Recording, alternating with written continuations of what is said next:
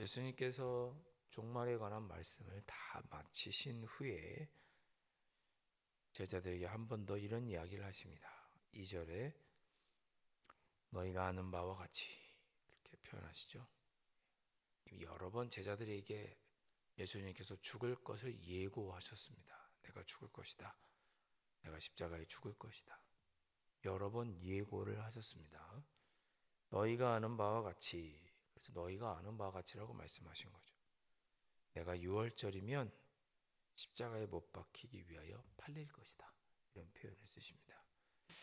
내가 6월절에 십자가에 못 박혀 죽을 것이다 이렇게 하지 않고 팔리리라 이렇게 이야기하셨습니다.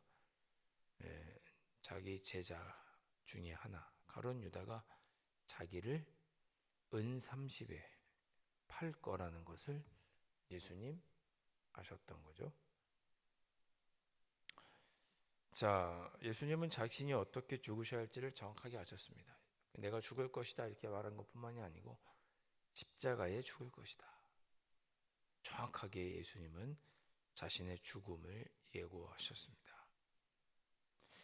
자, 그때에 그렇게 예수님은 제자들에게 종말의 때를 이야기하시고 마지막으로 자신이 죽을 것이다 그런 이야기를 하고 있어요. 그때 다른 한쪽에서는 무슨 일이 있었느냐?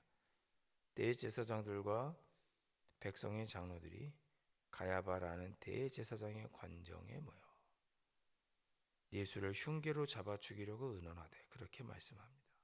예수님께서 이제 제자들과 그렇게 마지막 이야기를 나누는 동안 한쪽에서는 대제사장 가야바를 중심으로 그의 집에 사람들, 여러 백성의 장로들, 또 다른 대제사장들이 함께 모여서 어떻게 하면 예수를 잡아 죽일까 의논하고 있었습니다. 4절에 보면 흉계로 잡아 죽이려고 의논하되 그랬습니다.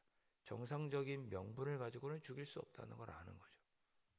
그러니까 이런 걸 보면 예수님은 이런 표현이 어떻습지 모르겠지만 살인당하신 거예요.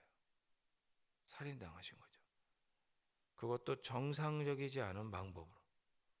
예수님은 아무런 죄가 없으시고 사회법으로도 어떻게 예수님을 죽일 방법이 없었어요. 그래서 어떻게든 예수님을 모함해서 죽이기 위해서 흉계로 잡아 죽이려고 계략을 짜고 있었습니다. 정당하게는 예수님을 죽일 방법이 없었던 거죠. 그러자 또 이런 이야기를 합니다. 5절에 말하기를 밀란이 날까 하노니 명절에는 하지 말자 하더라. 야, 예수님을 선지자로 아는 사람들이 많으니까 혹 우리가 예수님을 그때 죽이면 선지자를 죽였다고 백성들이 폭동이 일어나서 우리를 또 힘들게 할지 모르니까 명절 기간에는 하지 말자 이렇게 말합니다.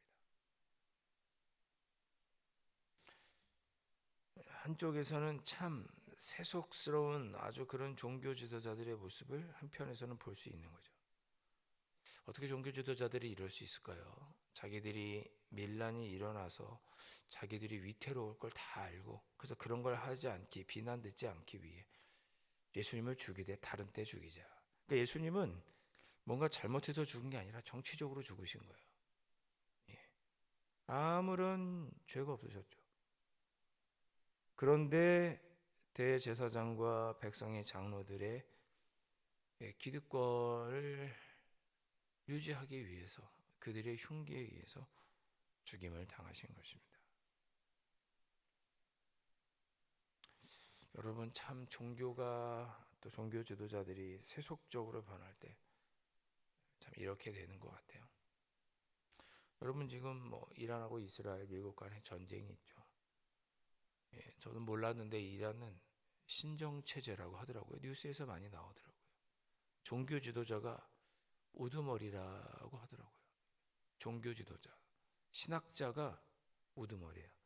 단순히 뭐 목사님이나 우리가 신학교와 같은 그런 분은 아니지만 어찌됐든 간에 그들의 종교가 그 나라를 다스리고 있는 거죠.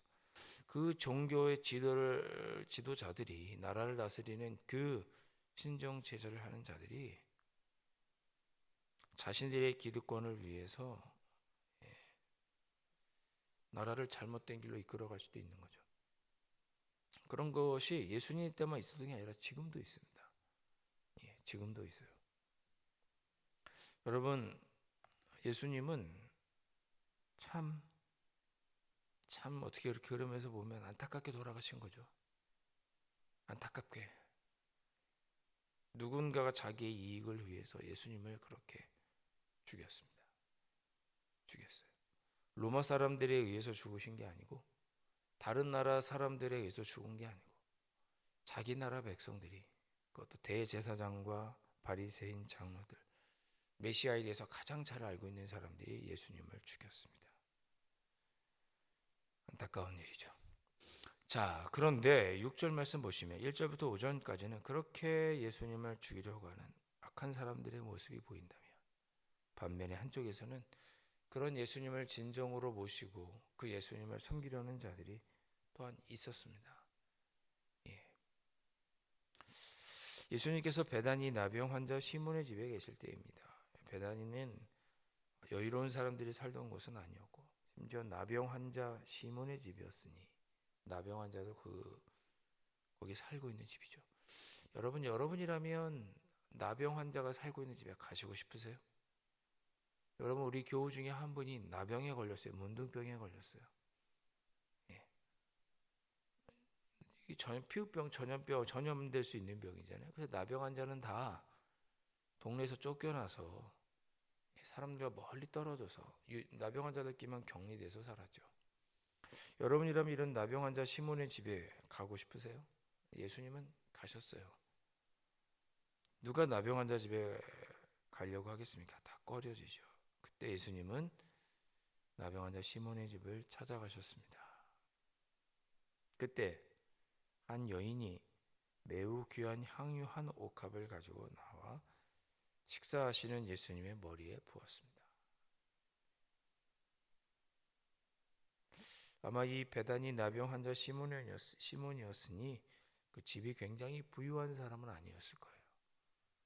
나병 환자가 있는 집이 경제 활동을 제대로 할 수가 없겠죠. 이 여자가 아마 오랜 시간 걸려서 조금씩 향유를 모아왔던 삶의 저금 같은 한 그 조금씩 나중에 위급한 일이 있을 때 쓰려고, 중요한 일이 있을 때 쓰려고 모았던 그런 향유 옥합이었을 것입니다. 그것을 누구에게 부었느냐? 예수님께 붓습니다. 자, 그런데 그걸 보고 제자들은 분개했습니다. 그것도 이해가 안 되죠. 제자들은 왜 분개한 것입니까? 뭐라고 말합니까? 8절에 무슨 의도로 이것을 허비하느냐 그럽니다. 예수님께 그 기름을 부은 것을 가리켜서 왜 허비했느냐? 너 무슨 의도가 있는 거냐? 라고 하면서 분개했습니다. 좋은 일이고 귀한 일인데 또 그걸 그대로 받아들이면 될 텐데 왜 이렇게 하느냐라고 말합니다. 무슨 의도가 있느냐? 자, 9절 이것을 비싼 값에 팔아 가난한 자들에게 줄 수 있었겠도다 하거늘. 아니 이걸 팔아가지고 가난한 사람 나눠주면 더 좋은데 왜 예수님께 부었느냐? 심지어 뭐라고 했어요? 8절에 허비했느냐 그랬죠. 이렇게까지 화낼 일인가 싶네요. 예수님께 드리면 좋은 거 아닌가요? 예수님 10절에서 뭐라고 말씀하세요? 예수께서 하시고 그들에게 이르시되 너희가 어찌하여 이 여자를 괴롭게 하느냐? 그가 내게 좋은 일을 하였느니라. 실제로 신명기 15장 11절에 보면 율법에는 가난한 자를 돌보라고 되어 있습니다. 신명기는 그렇게 말씀해요. 율법에 그렇게 되어 있는 거죠. 신명기 15장에 이렇게 말씀합니다. 가난한 자를 돌보는 게 율법이에요. 예수님도 평소에 가난한 자를 불쌍히 여기셨죠. 그러니 제자들이 예수님은 가난한 자를 돌보시는데 왜 그거를 예수님의 평소의 모습대로 가난한 자에게 팔아서 나눠주지 않고 예수님께 부었느냐? 그런 뭐라 그럴까요? 분노, 질책 그런 것이 없겠죠. 여러분, 그러나 이렇게까지 분노할 일인가? 그런 생각이 듭니다. 우리는 가끔 신앙생활 중에 주님을 위해서 누군가 이런 일을 하면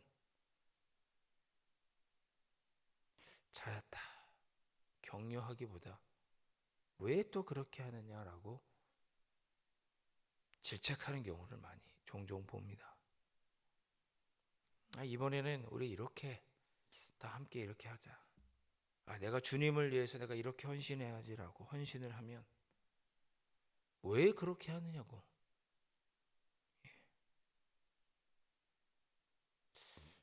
그렇게 말하는 경우들이 종종 있죠.